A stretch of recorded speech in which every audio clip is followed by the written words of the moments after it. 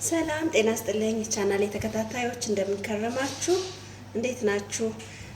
ዛሬ ደግሞ ቀለል ያለ ለራት ወይንም ለቁርስ ወይ ለምሳ የሚሆን የፓስታ አሰራር ነው ይዤ መጣሁት። የሚሰራው ደግሞ በነጭ ሽንኩርትና በፐርስሊ ዘይት እና ደግሞ ፓስታ እንደምታዩት ማለት ነው እና ደግሞ ጨው ለማጣፈጫ እና በዚህ በሶስቱ ነገሮች እንዴት አድርገን ፈጠን ያለ ፓስታ እንደምንሰራ ነው። ወደ አሰራሩ እንሂድ። መጀመሪያ ሽንኩርቱን ነጭ ሽንኩርቱን እንዲበስሱ እንከትፈዋለን እዚህ ጋር ማለት ነው።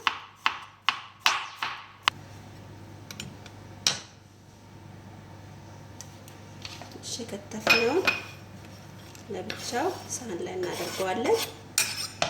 ከዛ ፐርስሊውንም ደግሞ እንደምታዩት እንዲህ በደቃቁ እንከትፈዋለን ማለት ነው። እሺ አሁን ወደ አሰራሩ እንሂድ። እዚህ ጋር እንደምትመለከቱት እዚህ ጋር ውሃ ጥጃለሁ ለፓስታ። እዚህ ጋር ደግሞ ባዶ ብረት ድስት አለኝ ማለት ነው። እንደምታዩት ነጭ ሽንኩርቱን ጨምራለሁ እና ዘይት በደንብ ዘይት ያስፈልገናል ማለት ነው። ከዛ ይሄን መጥበስ እንጀምራለን። ፓስታው ላይ ጨው ብቻ ነው የምንጨምረው ስንቀቅለው ማለት ነው። እዚህ ጋር እንደምታዩት ውሃው እየፈላ ነው። ይሄንን ቀስ አድርገን መጥበስ እንጀምራለን። ያው እዚህ ጋር ነጭ ሽንኩርቱን ማለት ነው ቀስ እያልኩኝ እየጠበስኩት ነው ማለት እሳቱን ቀንሼ ማለት ነው።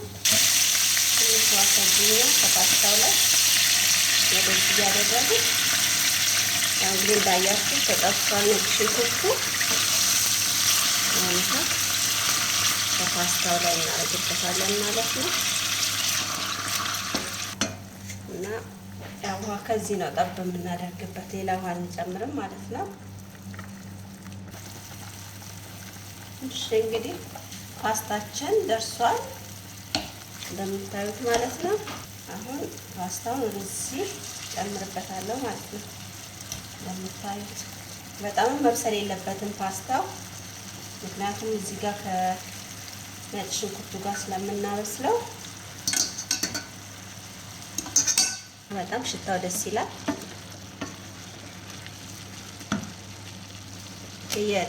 የጣሊያኖች የምግብ አሰራር ነው። ነጭ ሽንኩርት በዘይት ይሉታል። ሾሃ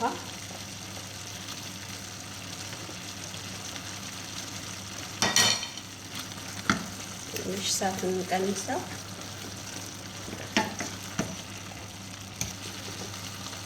አሁን ፐርስሊያችንን እንጨምራለን ማለት ነው።